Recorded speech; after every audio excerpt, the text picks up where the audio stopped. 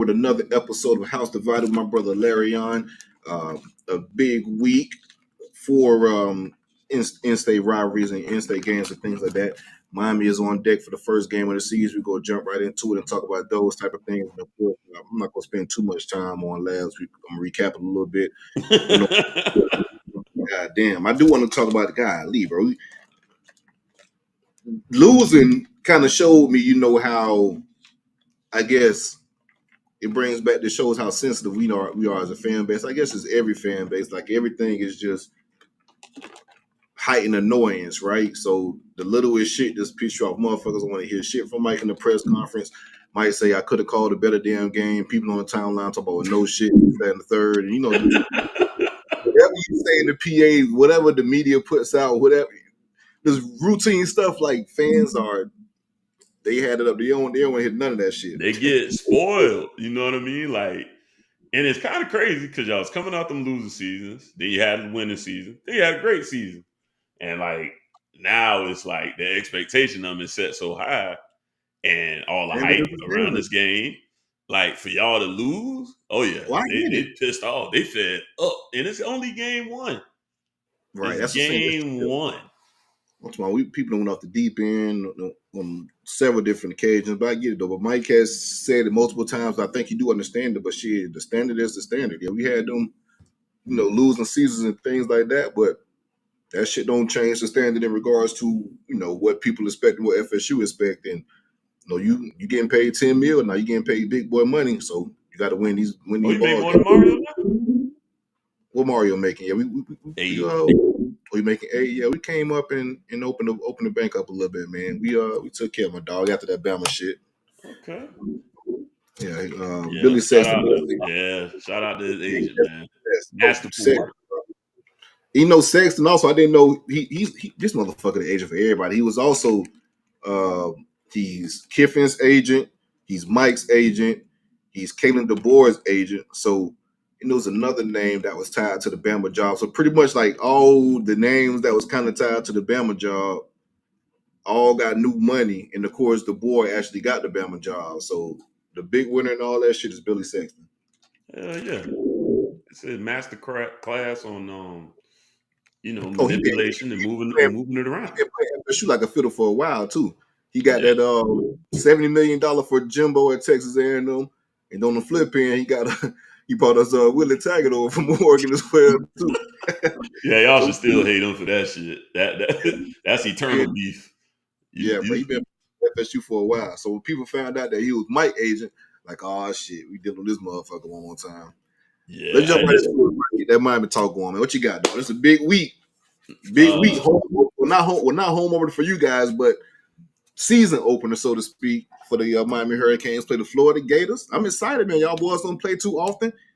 Get it going. Juices flowing. Timeline being timeline. We've been talking a lot of cash money, man. Expectations high. Per usual, right? Huh? Per usual, right? Yeah. But I don't know. I think this one amped up a little bit because we really don't like those people. Like Florida State is a rivalry where it's like it's brothers, punching on each other. Like, but at the end of the day, it's still love. Like, ain't no pressure really at the end of the day. But like, we really don't like Florida. Like, and it grew for me when I was doing the old show. I was like, I really don't like these motherfuckers. They be the first one to come in my mentions and call me stupid or something like that. And I'm like, bro. Oh yeah, every time. Like, I'm like, okay, all right. Well, it kind of the Miami fans for me now, bro. So I don't know. I think it goes in other. I never had no problem out of nose ever. Like as far as just disrespect right out the gate, put it that way. Like we might get into it a little bit, but it usually don't start with like disrespect right off the jump. But like with the Gators fans, the first thing out their mouth, clowns, dummies, stupid. I'm like, all right, bro. I'm gonna be a lot of things, but a clown and a dummy ain't one of them, man. Bitch. I want that same energy. So if I so happen to run into you, matter of fact, I seen a dude on the timeline, and he was saying that he was going to a local spot around here, and because Brandon Spikes is a partial owner of it, and I was like, oh yeah, so that's right around the corner from me. And I thought he was somebody else. So I went to looking like, let me see if this the dude that was talking real spicy to me. And it wasn't him. I was like, damn. I damn sure was going to be like, yeah, let's pull out, man. Let's just sit down and Right. kick it for a minute. But it wasn't that dude. Right. But Man. nah, big one on that. Conversation started to get different then, though, right? Yeah, I like to see it. I like to see if we can still have the same talk. But it wasn't that dude, man. It was somebody else. But nah, I mean, you know, again, like you said, we don't get to play each other often. If you ask the average Hurricanes fan, there's definitely more hatred in that rivalry. So it's an opportunity, a lot going on around our program too, right? So you got, you brought in some pieces to compete for the ACC right away. It's the perfect storm, putting all the pieces together, and this season could go. It could go very similar to how y'all's went last year. They just play it right. I mean, if you just handle your business, me and Harlan was just looking at the schedule. I'm like, man, and I know we've been here before, but this schedule is cake. It's sweet. Now, Georgia Tech is I hate clearly a that little shit. better. I'm like he boy from Breaking Bad. You can't keep getting away with this. You can't keep getting away with this shit. Like it's like what the fuck, man. I mean, the final stretch, you got Duke, Georgia Tech, Syracuse, and Wake Forest. I mean, that's our last four teams. I got the order a little messed up in it. But anyways, back to the matter at hand. Yeah, I mean, you're looking at both coaches hired around the same time, year 3 for both of these guys, proving ground, and proving time for both of them. Like it's really big that this game is huge, I think, for both coaches. Not that I think either absolutely has to win this game. It's bigger for Billy, I think, because the rest of his schedule don't set up for him to be successful regardless. Like, Right. That's why I feel like that's why I want them boys to win. because we could drop this one in 2 more and still probably end up a solid 9-3. That ain't nothing to brag about considering what the expectations are this year. But you still got a quote unquote good season. Right. But it could get very ugly for those Ugly guys. for them quickly. Correct. Very ugly. But going into it, man, I've been, I kind of went through the roster. I've been listening to what those guys are talking about on their side. And there's a bit of confidence in their room on certain positions. In certain rooms, they think that they're pretty good and may even have the edge. So, I say this much for them. They do have on paper some talent. Like it is Florida. They haven't been at the bottom of the barrel recruiting, haven't been at the top of the mountain either. They're right there in the middle. So they got some of the, stars up on their roster as far as 4 stars and, a 5-star here and there. But it kind of reminds me of how we've been over the years and why we've been so highly criticized. Like, for what you supposedly are bringing in, the results don't match on the field. It's paper winning, it's paper warriors. Wow, this looks good, but when it comes down to on the field, it's just not playing up to the numbers as far as these ratings go. But I'll tell you, I think where they can be, I won't say dangerous. I think the secondary is going to be pretty solid. You know, I think they'll be pretty good on the back end. They do have, I like the Shamar James kids, pretty solid linebacker there. The D line, I don't know where the pass rush is going to come from. So that's the thing I think with Florida for me, all in all, is I don't know the stars. Like nobody jumps out. They already kind of seem like to me they're counting on LJ McCray. Exactly. I'm like a little early to be counting on young bull. Like we're gonna play some of our young guys, but we won't be leaning on them at all. They'll get to come in on some rest packages here and there. Maybe not even in this game at all. To be honest with you, and I think we'll be 100% fine. I don't think they're gonna see any action. And a common theme I've seen, and I'm sure you run across too, is they're concerned about the right side of the O line. They're pretty confident from left to center, but the right side, I'm reading from some of the beat writers and whatnot, just it's inconsistent at best is what I've been picking up on. So that lets me know I expect them to be kind of susceptible in that regard, in that portion of the game. That though, Billy, let's get the super chat in real quick. My boy Ant, man, shout out to my dog. Show it always love. You on the roll up and here on out. hosted our New Orleans event at his bar. What up, CJ and What's Larion? up, bro? And I will watch later. Please tell me the trenches won't look like they're on the twerk team this weekend. Shit, I saw a wide ass open hole and I just hit that bitch. That's what the Georgia Tech running back said after the game. Perfect, Harlan. All right, my bad. Go get back into your tape. Oh, nah, we good. So yeah, I think what you looking at pivotal game. I think a statement game for both coaches. It's an opportunity for. It's not gonna be Miami back because it kind of goes back to what you were saying about standard. The standard is the standard, and it's been raised. So after you had two good season and a great season, y'all anticipate stacking another great season because the standard for Florida State is the same way as at Miami. That's why I tell people we have a great year this year. That's not the standard. The standard ain't have a one-off year. I need to see it another year and another year. And then by the time we get to year 4, I'm gonna tell you, okay, if we still balling, we back because that's what we supposed to be doing. Right. So we'll see who comes out victorious, but I think Miami's favorite 2.5. 2.5 at their house. Yeah, 2.5 at their house. All I'm hearing from them is the stadium. That's it. Crowd noise. Crowd noise, the swamp. Because they don't know. They don't Humidity. know. They got they've been terrible the last few years. And granted, Miami has too, but y'all had a little bit more juice in the transfer portal. With Florida, they didn't really. I guess you could say the Badger kid, but it wasn't really any. He ain't clicking. Major. Pretty much, they lost him. They lost ETN in the transfer portal to Georgia. Right. They lost Pearsall to the pros. Like lost Rica to the pros first round, and of course, I guess they weren't as high on him anyways. They felt like he was inconsistent in certain areas. But Prince, the pass rush specialist, he's at Ole Miss now, who's the best pass rusher. I guess they felt like he played inconsistently. So people see the losses from a 5-7 team already, and like, man, I don't really know. But then again, like I said, he is in year 3 of the program. They do have some pieces. I like Eugene Wilson. That kid was a baller. Yeah. He could definitely be a game changer. But I do see what you're saying as far as I think their fans is in a kind of unknown state too. It's all unproven. Like I can tell you what my receivers have done. I do think they play better. They do play better at the Swamp just traditionally.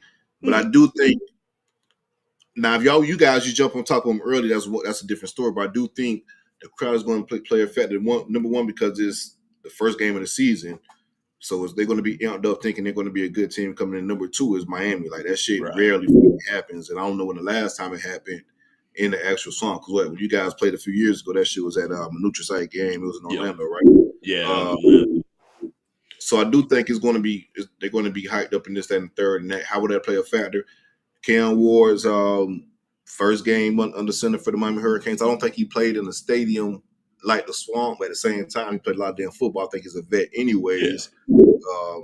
He's been in big games for where he comes from. I mean, he's played, Oregon at Autzen. That's supposed to be real live. Nothing's the Swamp. I mean, I don't think you got the Swamp. The Swamp. Yeah, nothing is the Swamp, but at the same time. But it's still once you hit a certain level, what's the difference? You know what I mean? Like at a point, it's noisy and I'm having a lot of trouble, hearing. So communicating verbally could be difficult. He's been in that situation before. It's not like he's never been into a place that was loud, so it'll play. I'm not downplaying it. It will be a factor as much as we let it be a factor too, though. Like you said, if you get out ahead, first off, I expect us to be balanced. I don't think you're going to see Cam have to throw the ball 35 times. I think we're going to attack through the rushing game. Then it could be. We got to test it. We got to test it because they were terrible last year at stopping the run.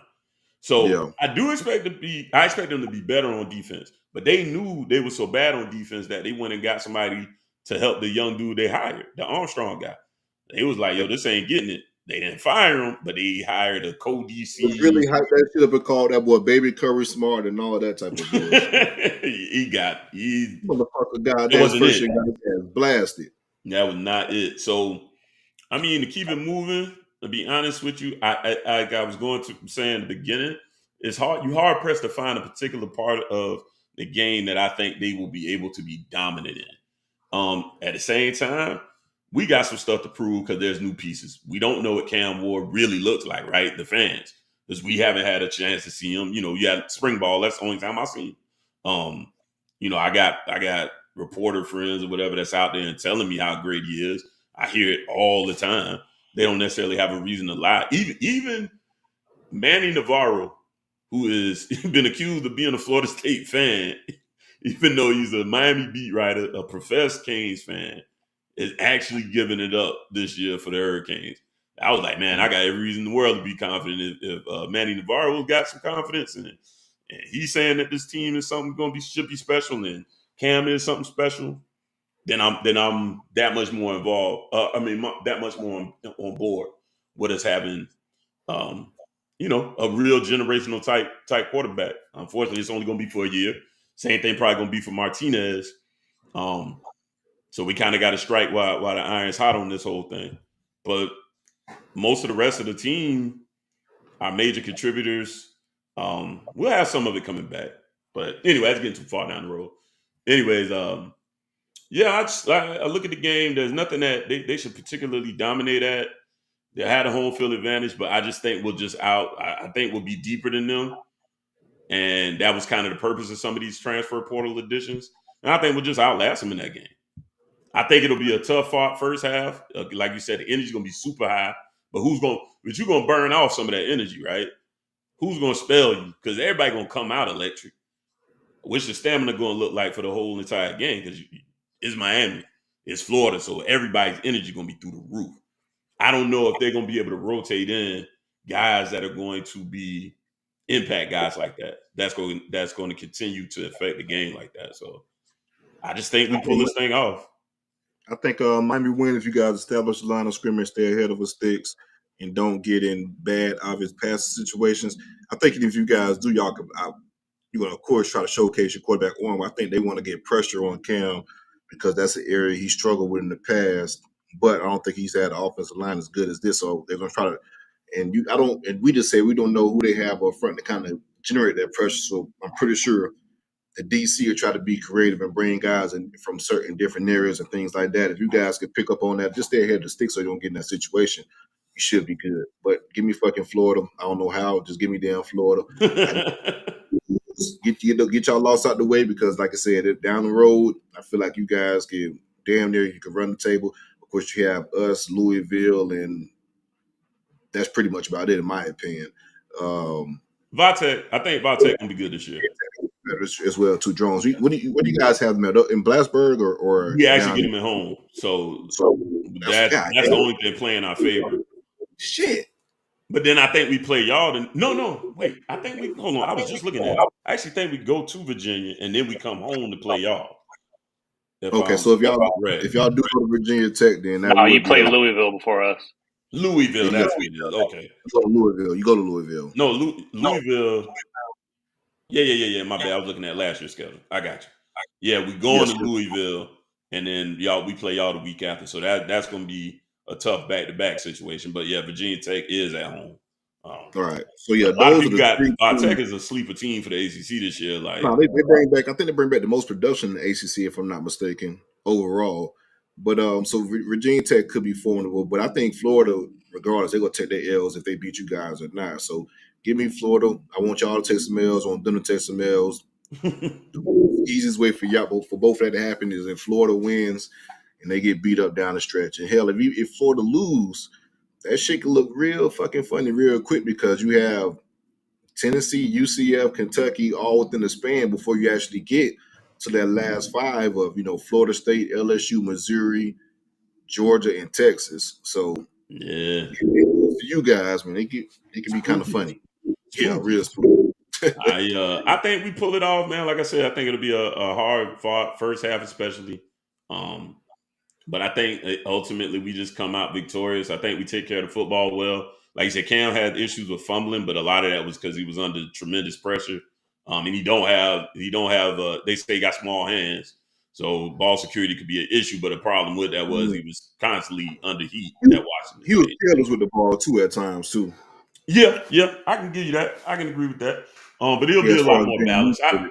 I think we actually pulled this off kind of convincingly. And the hype train continues. I like us in this game. That's one Something thing like I don't want. I don't want y'all to whoop their ass and then because y'all a lot of recruiting pretty well. And I'm gonna be honest with you. You guys start winning, and it's kind of like last year. If y'all to beat Georgia Tech, could have been rolling a little bit better. But you guys have a statement win in the swamp and go through that little easy stretch. Y'all could be like 4-0 or some shit like that. right. I don't want to see that because that could be a problem on the recruiting trail for sure. Yeah, absolutely. I got us taking it pretty convincingly, 31-17.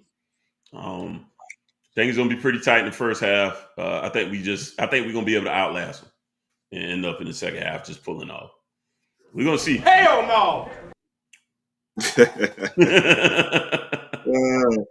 All right, real quick, I guess I don't want to do too much of a recap of Georgia Tech a little bit, but yeah, we got stung in Ireland for sure.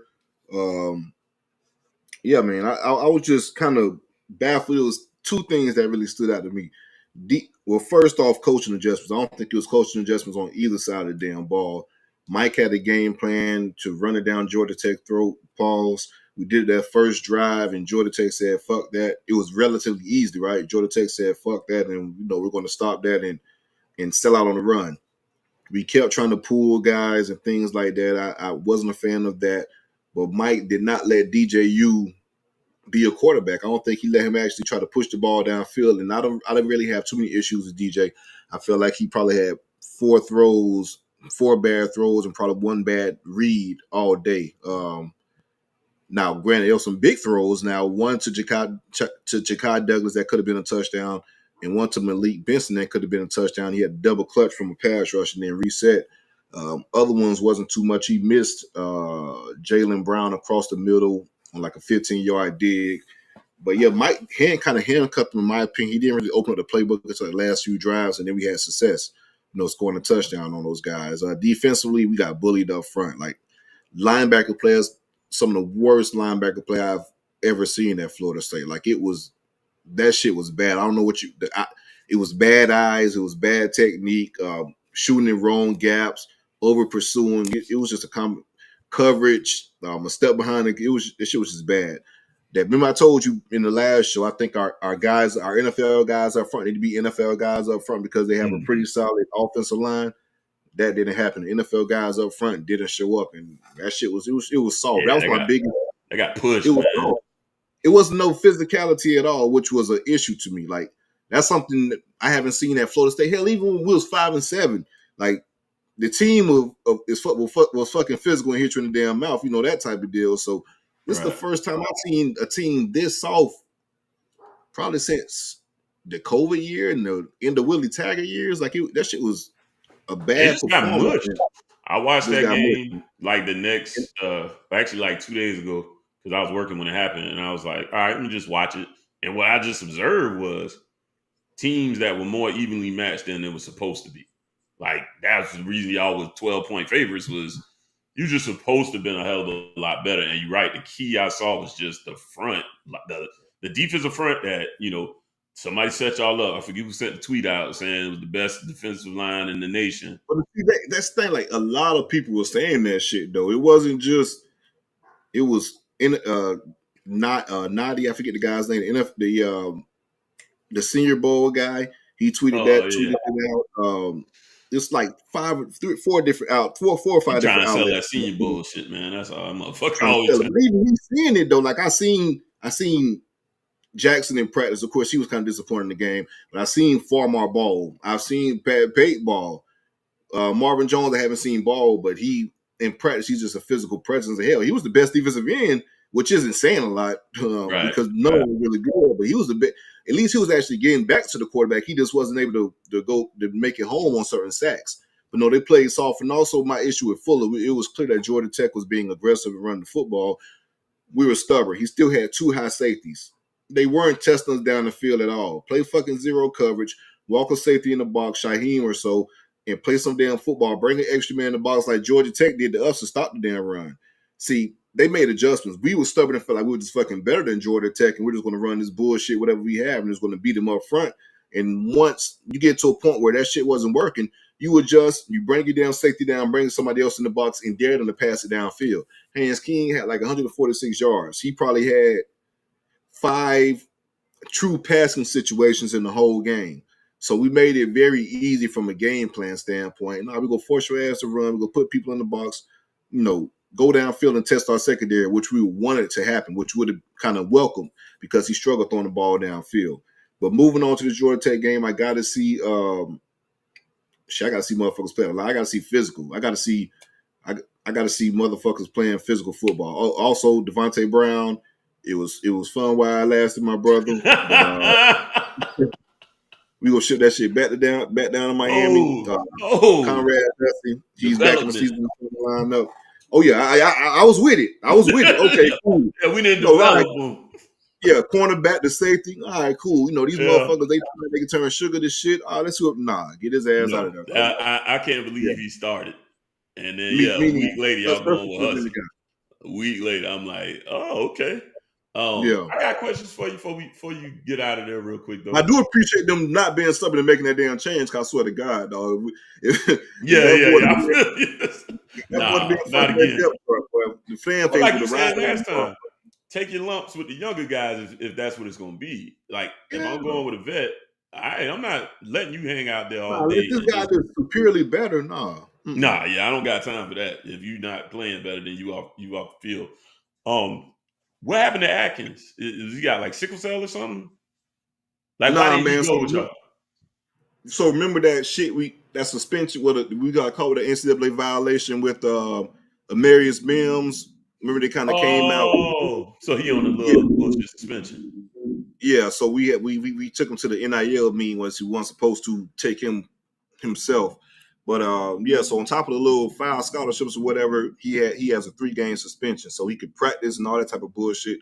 This can't be on the sideline during games, so that was the first of that. And I do think that kind of played a part too, from like adjustment from the offensive line, what are you seeing, that type of deal, because we got whooped up front, and Mike tried to stick with the same shit running the football, having a different person in his ear as far as acting, especially running the football and things like that, probably could have helped a little bit. So he's out for this Boston College game and the Memphis game. Okay. Yeah, UGA is a bunch of tattletales. They told on him. Yeah, Georgia. Y'all don't want no UGA smoke. You already know what time it is. You see what they'll do. They'll tell on you and they whoop up on you. Hit you both sides of the belt, Bubba. Just let it be. They is what they is right now. Okay. I think that was it. That was the only other question I had, because I was trying to figure out. Yeah, I thought maybe it was a medical thing. Oh, is Danny Cannell a bitch, man? Danny be crying about a lot of shit. I ain't gonna lie to you. So I think he tweeted some shit out. Oh, Florida State supposed to have some more time on the damn clock because the refs didn't call the man tackle about. Then it's fucking Georgia Tech. We 11, 12-point favorite, man. Get the fuck off that crime bullshit. We got our ass whooped. Simple as that, man. You going out too damn. It's not the time for they mismarked the ball and this, that, and the other. Look, bro, it wasn't supposed to be that close. No more than we shouldn't have lost by getting a fumble. The game wasn't supposed to be that close. Check this out. I don't want to get back to this, but you just brought it up again, though, which we shouldn't have been in that fucking situation in the first damn place. So we had 3 drives. 3 drives in which they took 7 minutes off the clock, 6 minutes off the clock, and 6 minutes off the clock. So pretty much they had the ball for 3 drives for a fucking quarter and a half, right? The last drive of the game, we scored that touchdown with 6 minutes and 18 seconds left and 3 timeouts. And you got the fucking 2-minute warning. So you had 4 timeouts with 6 minutes left. The fucking game ended with 0 seconds on the clock on the fucking field goal, bro. So that tells you everything you need to know. You got to hire a time management guy like Mario. Them bitches couldn't get off the field. The defense could not get off the field, bro. They could not get off the field. Maybe the time management guy can help with that part too. I don't know how many times they could have gave us 8 timeouts. They could have gave us 8 fucking timeouts. That shit wouldn't matter, bro. Them bitches would not get off the damn field. I knew they was gonna blow that game too. I ain't gonna hold you. I was sitting in there, and I'm at work, so I can just see the Bleacher Report live feed. That's behind them. So I'm like, man, what's going on? What's the next play? I said, they're going to blow it. They're gonna steal my joy on a wonderful. So bro, it was a third. So you see when they that's the thing, bro. They tried to fucking blow it, but I saw it right back to him. Tried. Bro, 30, they muffed the damn ball 30 and 18. That shit like a 55, 56-yard field goal. I'm like, all right, cool. Fuck. We done caught Yeah, up. right. We should have it from here. We cool. Because I saw again. These bitches get 15 yards on this shit. I can see, I'm not seeing video, but it just gives you an explanation play by play. So I see 30 and 18. I'm like, what the fuck y'all doing? And then I was like, damn, I knew it. I knew y'all was gonna fuck this up. Just for them to get it back. I was like, and then 3rd and 18, them bitches get 14 yards or so, bro. The app kind of like shut down on me a little bit. I opened it back up, and they had unkicked the field goal, and the game was over by the time I opened it back up. So I was like, oh man, I run around doing tomahawk chop at the job. How he kicked the damn field goal.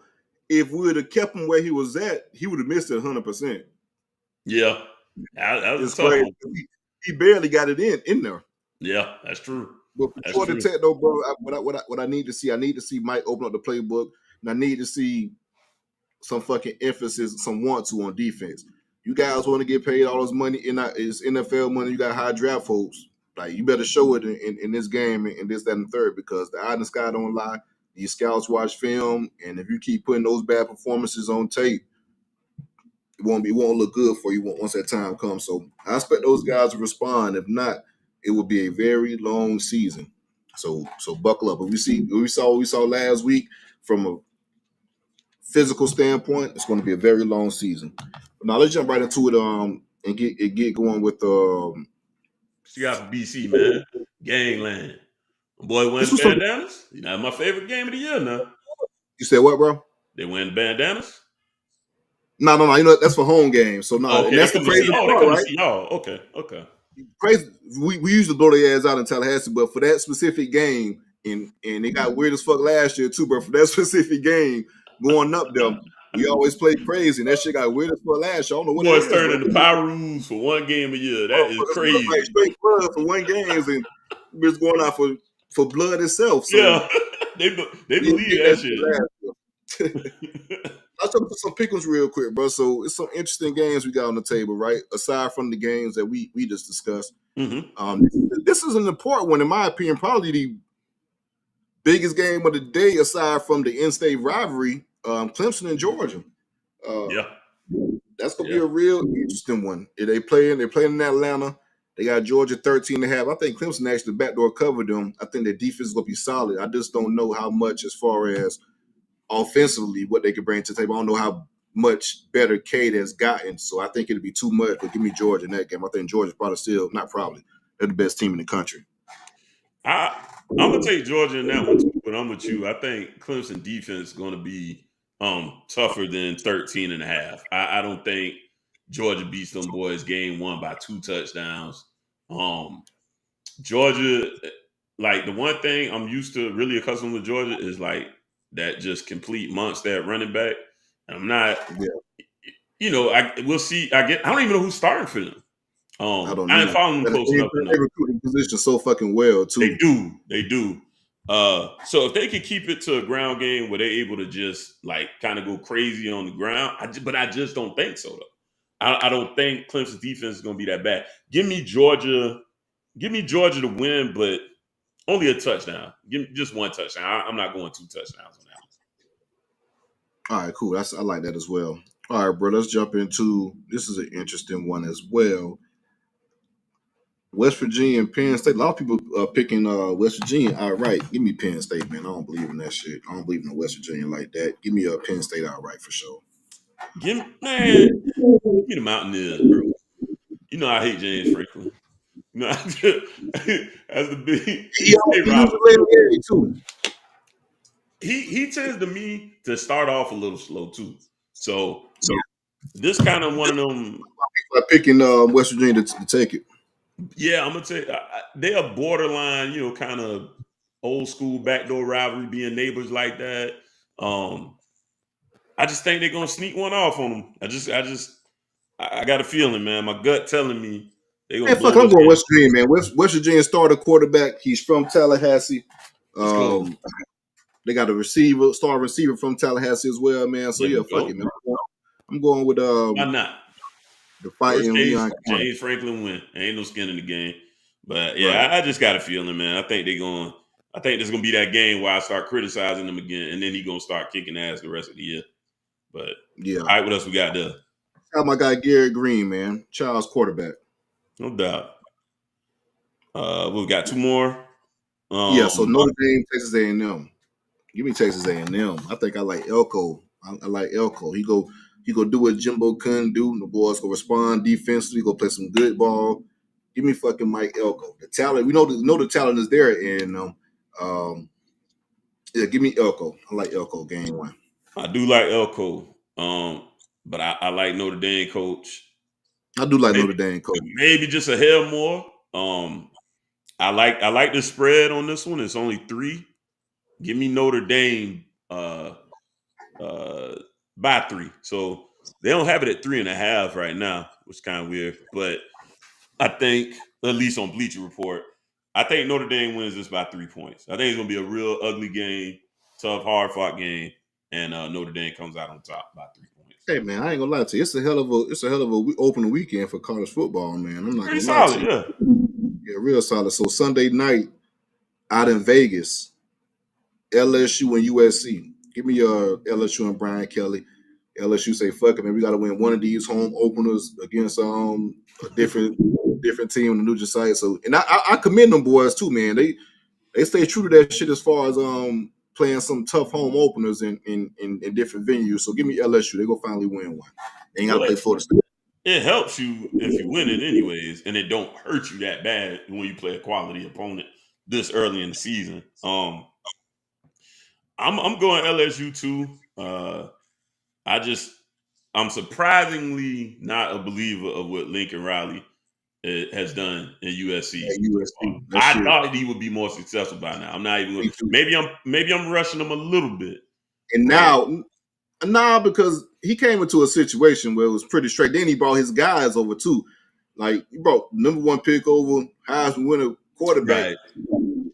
And you brought some bad baggage too. Your terrible defensive coordinator, Grinch. You brought him, and you've been paying for it pretty much since. That's been the Achilles heel. So yeah, I will go with a bunch of people off the team. Right, then you got to people off the team this year too. Yeah, so I think this is fucking tough for this year. I think this is the season where Lincoln Riley goes. He'll be shopping for a job, maybe in the NFL as a coordinator, or take a year or 2 off and come back at a smaller school, try to rebuild his resume. I think this USC thing went wrong for him. I think he should have stayed his ass in Oklahoma. He was doing fairly good. Well, there. I mean, maybe he got scared at SEC. Maybe he did pretty good against SEC. He ain't won them. I get scared. You're fucking Oklahoma, right? You gonna get more resources. You gonna get more money. Exactly. You gonna be a recruiter at a high level. Like play fucking ball. It is what it is. Because you can tell them we're in the SEC now. Right. Like it's Oklahoma. So you can tell them you're gonna play SEC ball. We play SEC ball now. So no one can recruit against you like that. Mm-hmm. Yeah. That can no longer be as a recruiting tool against you at this point. So right, that's in your favor now. So I don't get it, but I guess he just don't believe in himself as a fucking coach. But and they paid him well. That too. Gave him a lot of money to go to USC. So I go to that Pac-12 and run that salt shit and couldn't even do that. Shit went left real fast. All right, animal of the week, bro. What you got? What's your animal of the week? You know my animal of the week, man. Yellow jacket, man. It's not a bee, it's a wasp, right? There it is. Look at him, fierce. He brave hurricanes. They make it through hurricanes. I gotta give them that. But they are hell on the Native Americans, man. They get together and swarm. I think when they call a swarm a rambling wreck, something like that. And they jump on that ass. And before you know it, you on the wrong side of that W. I speak from personal experience. It was there last year. I know y'all pain. I know the hurt when you're supposed to beat somebody like this and you just don't. But it happens, man. It's funny. I was gonna change my animal. Like I was gonna do this as a joke. This is a very uninteresting bug, man. This shit, like the one I did last week, it was pretty cool. We did all this shit. I was like, well, I guess I'm gonna continue with this, but This is a very boring ass bug. It ain't nothing special about them. They live in swamp. They live in the hives. They don't make the hives out of wax though. They make it out of paper. So they like chew up wood pulp, and actually their homes are actually made out of paper. So they like spit it out and make all the little things, the little cones, whatever you call them.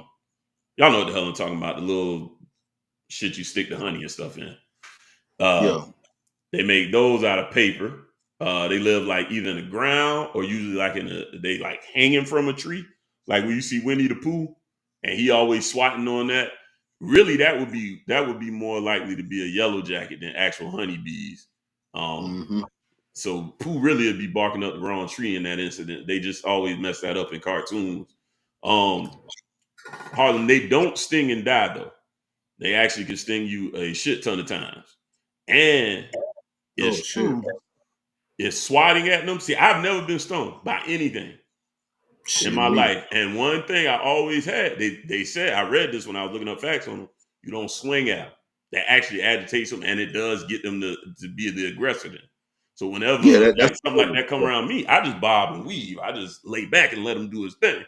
And if you kill one, it send out the pheromones for the other ones to come attack you. So like when they smell that you better get up out of though. Yeah, when they smell death in the air, they come in and they gonna hit whatever they see that took their homeboy down. So I do like that about them. Yeah, they gonna slide for the game. So anytime you take out one of theirs, they gonna ride for the fam. Seat cover, bro. They not bullshitting around. So that's my animal this week, man. Shout out to the Yellow Jackets. All right, I'm gonna jump to my animal of the week is the American alligator. You know, there's 1.3 million, estimate 1.3 million alligators in the state of Florida. I had no clue. Most in the country between us and Louisiana. Louisiana, yeah. Yeah. You know, Alachua County, right? Alachua County, they have the second most gators in the state. It's a lake in Alachua County to where that lake has the second most gators. Of course, the number one is kind of like an obvious choice. Lake Okeechobee down the Everglades, which is if you guys ever see the map of Florida, that big ass piece of water down south, like that's Lake Okeechobee. So they actually have this lake has the second most alligators in the state. They lose 3,000 teeth over their lifetime. So if you knock one of them out, this, that, and the third, punch them in the mouth, they get back up. You imagine punching a gator in the mouth? I mean, we gonna do that this week. It's just like an actual. Ain't enough lick in the world, bro. I'm not running up on no gator, dog. Punch them in the mouth and they grow back, man. So they got 3,000 teeth. So that's my animal of the week. And I say that to say this, man, the gators go get knocked out a little bit, punched in the mouth. I ain't gonna lie. That took me 2 seconds to realize what you did. Right. I was like, all right. I see where we going. All right, give me the game. Let's run through this House of the Dragon recap, man, for y'all. I hope y'all following along with us. This is episode 2 of season 1. This one is a little bit more slow paced. This is more of a setup episode. So at this point, when you come back in from the first episode, it goes to show you, like, for those who didn't watch the original Game of Thrones, the reason I always explain to people the thing that made the show so great and transcends like just nerdy Dungeons and Dragons type stuff is the games, which is why I named that Game of Thrones. It's all about politics and manipulation. That's what makes it. The other stuff is just cool, added, sauce. But the real like meat and potatoes of it is the manipulation and the politics that go into play. So that's what this episode does a lot of. Is showing you where things are probably going to go, where alliances are probably going to lay, and you get a little bit more of a feel for each character. So when we left you in the last episode, introduce a lot of new characters too, and kind of what their roles are, or how they became within their roles. Because right. Rhaenyra, she ended up picking Kristen Cole as her knight to protect her. So that's how he got into the fold. And Christian was a low-born dude, this, that, and the third, but he had fighting skills, and that's all she wanted. Boy had hands. Right.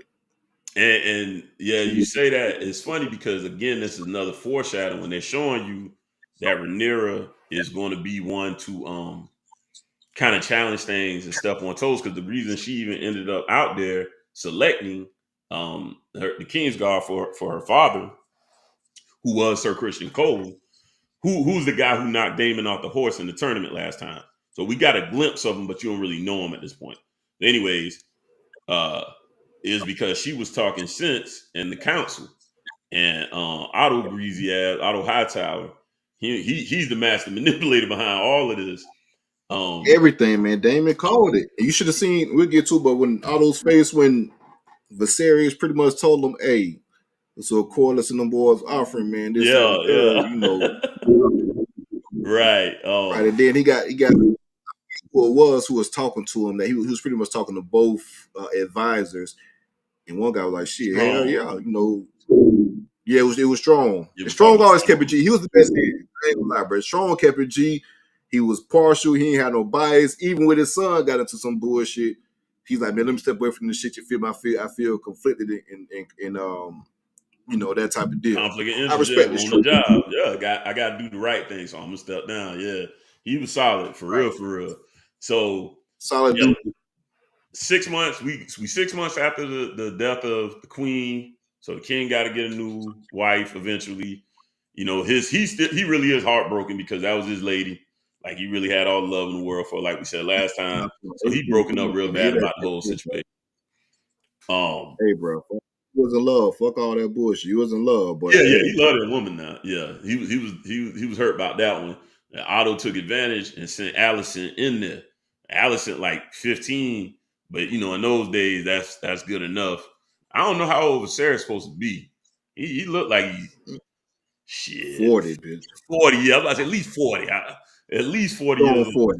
But you know, in those times, and then like royal stuff, that's acceptable or whatever.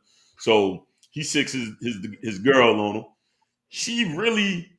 I don't think she really on some diabolical shit. She just following orders. She just doing what she told, and she can kind of relate. They did the report. What the daddy wanted to happen is it happened exactly how you wanted to happen. They pretty much they built a rapport, a conversation, and this, that, and the third. That's all it was, bro. The person talked to during this time of need, and bro, Otto was the fucking, and there was a meme out. It was a meme. I should have put in the damn chat. We could have put on the damn screen. But it was a meme out where it was 100% of the Hightower's brains, and that all the kids, Allison and Otto. Then it said it was a picture without Otto and everybody else. No, it's a picture just Otto by himself. 99.9% of the Greens' brains. So he definitely put that emotion and it played exactly how he wanted it to play out. And that's why him and Damon don't get along, because Damon see that shit and he see how he be playing his brother.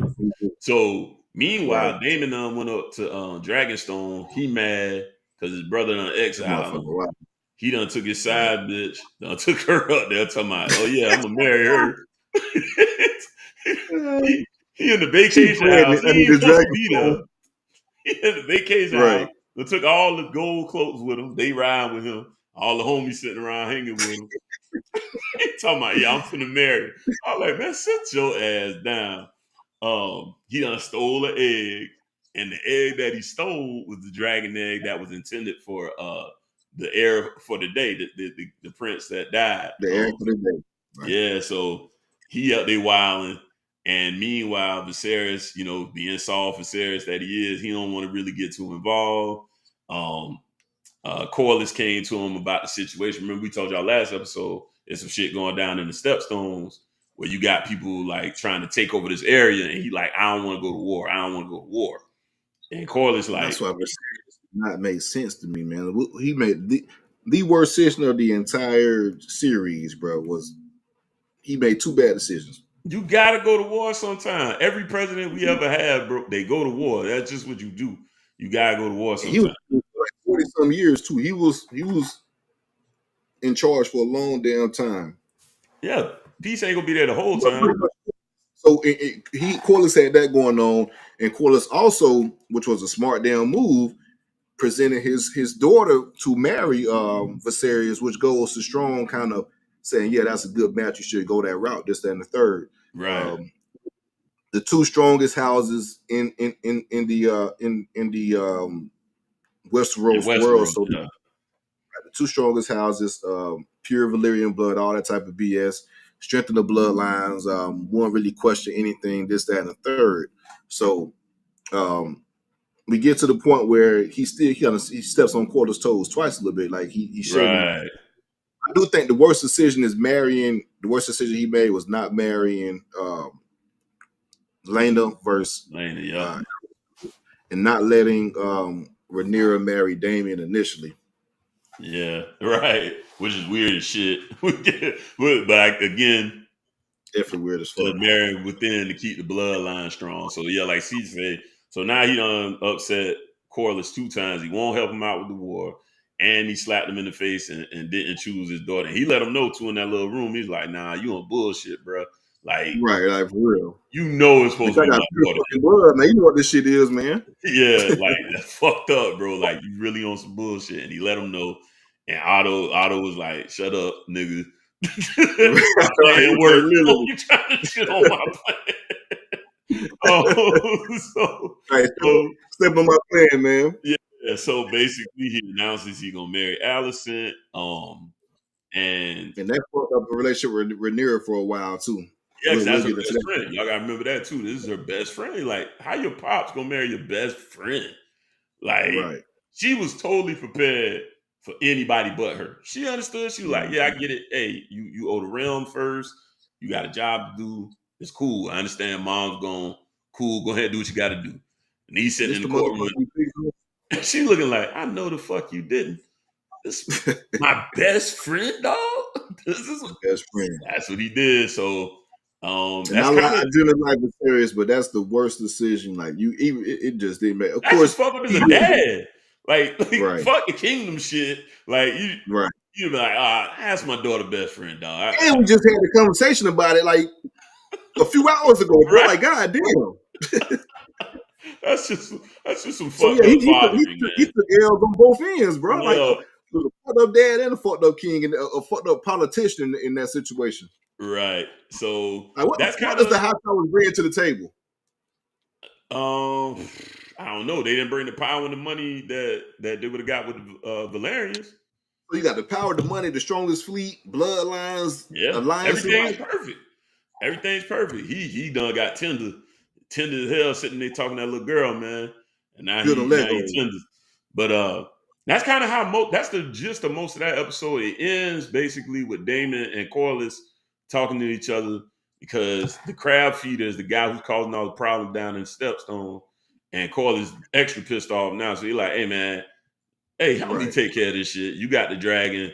Come through and blow this shit down so I can get this over with because I see you would do what you want to do anyway, number one." Right. And Daemon also wanted his own glory too. But shoot, I jumped my damn jetpack about to go ahead and die, so we wrap it up, my brother. Oh yeah, we good. That's it, man. I was about to say that's the end of that one. It's setting up for the next one, and that's about it, really, man. We good on House of the Dragon. The dance will continue. We'll tap back in next week. Of course, this will be the last episode where it's stream on our Twitter. So again, man, make sure you guys go over to YouTube, like this video, of course, but subscribe to the channel so you get these lives every week. Of course, next week is going to be real fun to kind of break down what we saw from the Florida game and, of course, the Boston College game as well. So it's going to be real fun to see what next week looks like, good or bad for both sides. So lock in, man. You got a Florida State Miami connection going on. Tap in with the post. Hit that subscribe button. Peace.